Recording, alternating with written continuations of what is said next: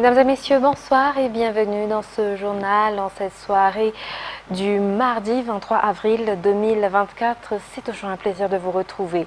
Dans les actualités de ce jour, le président Andry Rajoelina a reçu aujourd'hui au Palais d'État d'Yavlou la délégation du Fonds monétaire international conduite par Frédéric Lambert. Des discussions sur le rétablissement du programme FEC ou facilité élargie de crédit et du nouveau programme FRD, facilité pour la résilience et la durabilité, ont eu lieu avec les membres du gouvernement malgache. Les deux parties ont confirmé que ces deux programmes du FMI s'inscrivent dans la ligne de la politique générale de l'État. Le chef de mission du FMI a mis l'accent sur le projet Azava-Nawano qui répond aux efforts déployés actuellement pour accéder à une énergie propre et renouvelable qui réduit les dépenses des ménages malgaches. Reportage de Jézékel Rangenerine et Andora Zajaebe. De grands programmes de financement, à savoir la facilité élargie de crédit ou FEC et la facilité pour la résilience et la durabilité FRD, ont été examinés par la mission du FMI dirigée par Frédéric Lambert et le gouvernement malgache dirigé par le président Andry Rajoelina ce jour à Yavlou. Le FEC 2021-2023 va se terminer et le nouveau programme 2023-2026 va commencer, raison de la venue de ses émissaires à Madagascar. Le président Andry Rajoelina a souligné les objectifs communs de la FEC et de la politique générale de l'État basés sur les trois piliers que sont la mise en place d'une bonne gouvernance à travers la réforme du système de gestion de la fonction publique et la lutte contre la corruption, la promotion de l'industrie et la création d'emplois, et enfin le développement du capital humain. Les grandes exploitations minières, mais aussi de l'exportation et de la libéralisation du secteur de l'or, ont été également discutées. L'objectif est d'apporter le développement attendu par la population, affirme le chef de l'État. Dans chaque volet, notre objectif est d'accélérer la mise en œuvre des projets et programmes afin d'apporter à la population le développement tant attendu. Pour ce faire, le soutien et l'accompagnement du Fonds monétaire international est déterminant dans la réalisation de ces projets. Mais je suis convaincu qu'en mettant en place des stratégies efficaces, nous pourrons atteindre les résultats tant attendus et l'impact sur la population. Je tiens ici à remercier le FMI d'être un partenaire fiable. Madagascar est déterminé à continuer les efforts pour améliorer la performance économique du pays à travers une croissance économique soutenue, la création et la valorisation des emplois, la stabilité des prix et l'équilibre externe, ainsi que les réformes institutionnelles. Le FMI est aux côtés de Madagascar et soutient les réformes proposées, a déclaré le chef de la mission, confirmant que la vision de Madagascar et celle du FEC sont en adéquation. Les programmes du FMI sont là pour appuyer les autorités dans leur effort de réforme. Donc le programme qui serait soutenu par la FEC est assez aligné sur les priorités de la politique générale de l'État qui a été présentée en janvier dernier. Avec un volet de renforcement de la gouvernance et un volet de soutien de la croissance pour une croissance plus forte, plus durable, plus inclusive, avec un renforcement des filets de sécurité sociale, donc du capital humain, et puis des mesures qui devraient aider au développement de l'industrialisation de Madagascar. Le FMI suit de près la situation actuelle de notre pays, notamment dans les secteurs liés au projet soutenu par la FEC. Parmi ces secteurs figure le domaine de l'énergie à travers le projet Azava-Nawano initié par le président Andry Rajoelina. Cela soulage les ménages en réduisant leurs dépenses, d'une part, et préserve l'environnement, d'autre part, a-t-il déclaré. Un programme intéressant, avec un bon potentiel. Il y a des effets positifs sur le budget, puisque ça permet aux ménages qui s'éclairent aujourd'hui au pétrole lampant de s'éclairer grâce à une énergie de source solaire, donc qui est beaucoup moins coûteuse. Et donc ça veut dire qu'il y a un coût moindre pour les ménages, mais aussi pour le budget de l'État qui subventionne actuellement le pétrole lampant. Et puis c'est un effet positif au niveau de l'environnement et du climat, puisque les kits solaires, c'est de l'énergie renouvelable qui ne pollue pas, à contrario du pétrole lampant qui contribue aux émissions de gaz à effet de serre. Les émissaires du FMI resteront dans le pays jusqu'au 3 mai. Durant leur séjour, ils poursuivront les discussions avec le gouvernement malgache. Madagascar espère obtenir 660 millions de dollars à travers cette nouvelle FEC, soit 2 fois plus qu'auparavant.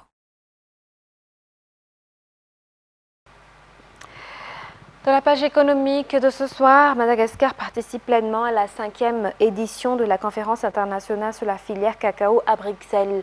C'est une occasion pour Madagascar de rencontrer les acteurs de la filière, le but étant de garantir la longévité de cette filière cacao et d'aider les producteurs. Nervoulas Ferrand nous en dit plus. C'est la partie nord-ouest de Madagascar à Saint-Brun, région Diana, qui est la plus grande productrice de cacao de Madagascar, soit jusqu'à 90% du cacao de Madagascar, qui est réputé dans le monde entier. Madagascar est également parmi ceux qui possèdent la meilleure qualité de cacao, le cacao fin. Pour l'année 2023, Madagascar a produit dans les environs de 17 000 à 20 000 tonnes de cacao par an. Les 15 000 sont exportés sur le marché international avec un prix de 3 000 $ la tonne. Le marché international reçoit en grande partie notre cacao, soit 80% des produits du pays. Cela prouve que Madagascar possède une grande place dans la filière cacao, raison pour laquelle elle participe à la 5e édition de la conférence sur la filière cacao qui se tient à Bruxelles depuis hier jusqu'au 22 avril et se terminera le 24 avril 2024. Parmi les sujets abordés lors de cette conférence internationale sur le cacao figure l'amélioration de cette filière. Au Madagascar en particulier, les cacaos venant de Diana sont de meilleure qualité, donc pour l'amélioration des stratégies et garder cette qualité des produits, mais aussi de partager aux autres pays les expériences, la région Diana y participe pleinement à cette conférence à travers le gouverneur de la région. Il sera également question d'examiner, durant cette conférence, la mise en place des stratégies sur le cacao de 2025 à 2029. Tous les opérateurs de la filière cacao sont invités à cette conférence à Bruxelles.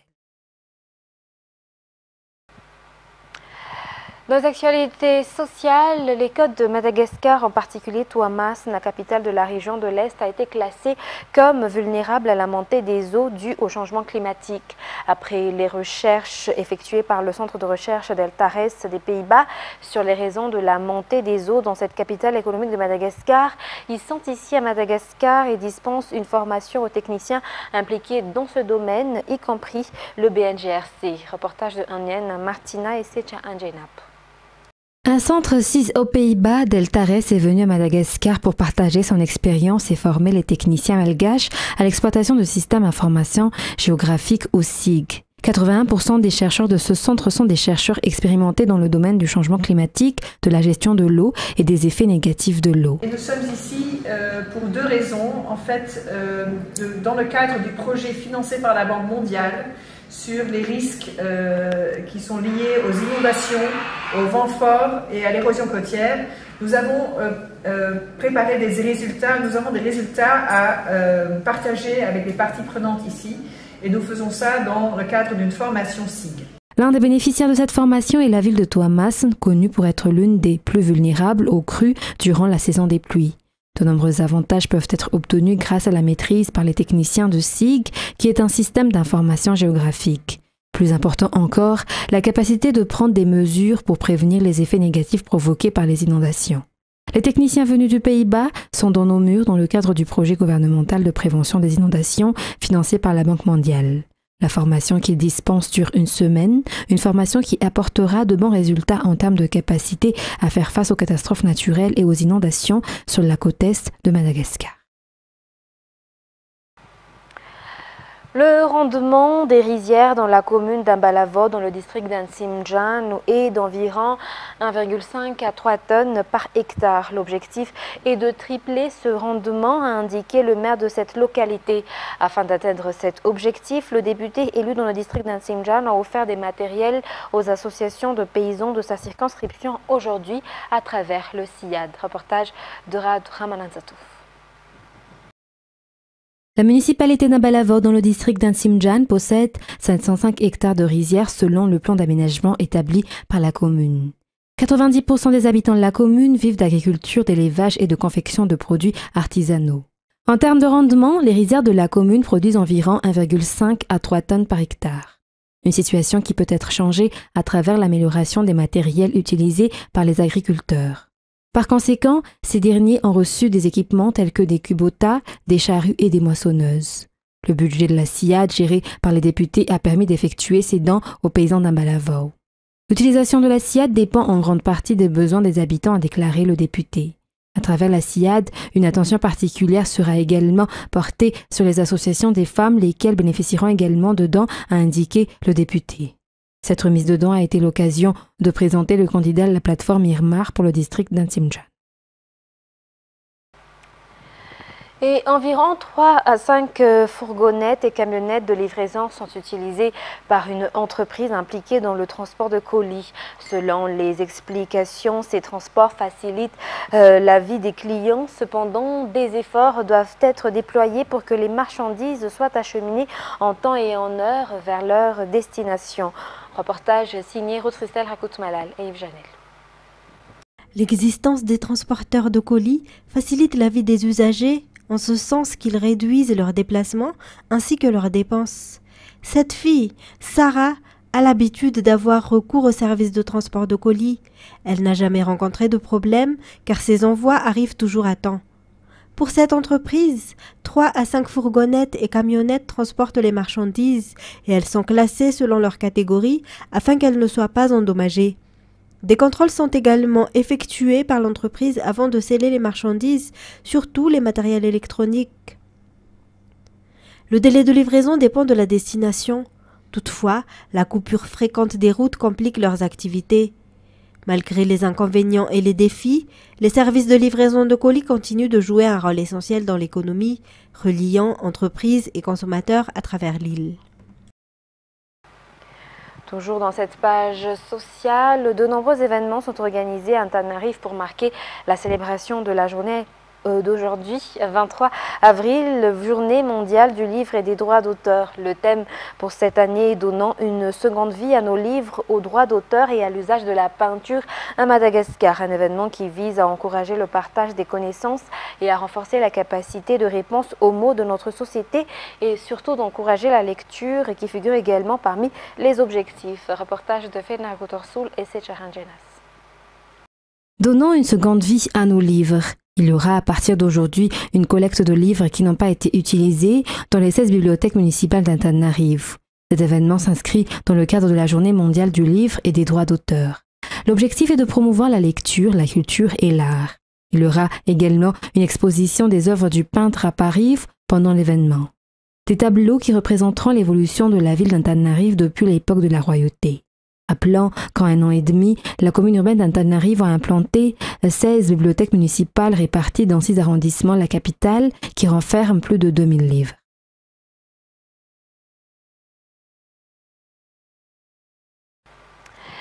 Et les habitants de l'administration municipale travaillent ensemble pour résoudre le problème des inondations dans la capitale.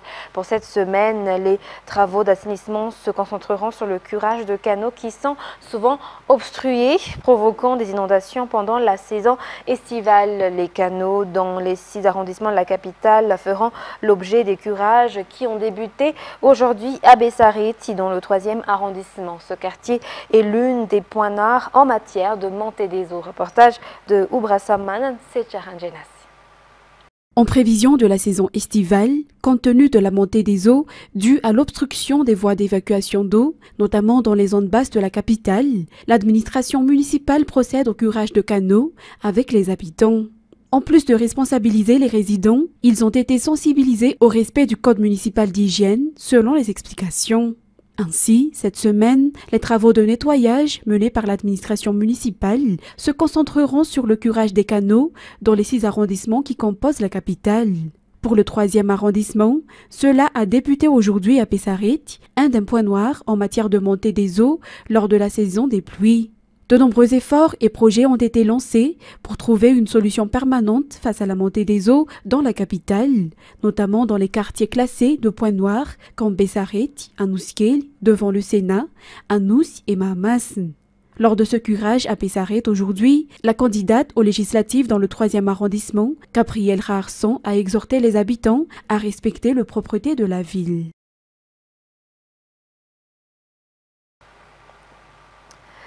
Dans l'actualité internationale à présent, près de 200 corps ont été découverts, enterrés dans la cour d'un hôpital situé dans le sud de la bande de Gaza qui avait fait l'objet d'un raid israélien, a indiqué lundi la défense civile de Gaza. L'armée israélienne, qui a indiqué également procéder à la vérification de ces affirmations, n'a pas encore réagi jusqu'à aujourd'hui à ces informations. France 24. Aidés de pelles et d'une excavatrice, ces Gazaouis exhument des corps, les uns après les autres. Ils étaient enterrés dans une fosse située dans la cour d'un hôpital à Khan Younes, dans le sud de la bande de Gaza. Selon les Palestiniens, l'armée israélienne serait responsable de ce charnier. Nos équipes se sont rendues sur place et ont essayé de localiser le lieu de sépulture des martyrs à l'aide d'outils simples. Nous avons constaté que l'occupation avait creusé une fosse commune. Selon les informations reçues, la fosse commune contient des centaines de martyrs. Israël indique vérifier ces affirmations. Un siège puis un assaut avaient été conduits sur cet hôpital par les soldats israéliens. Ils s'étaient finalement retirés le 7 avril. De leur côté, les civils guettent désespérément chaque corps trouvé.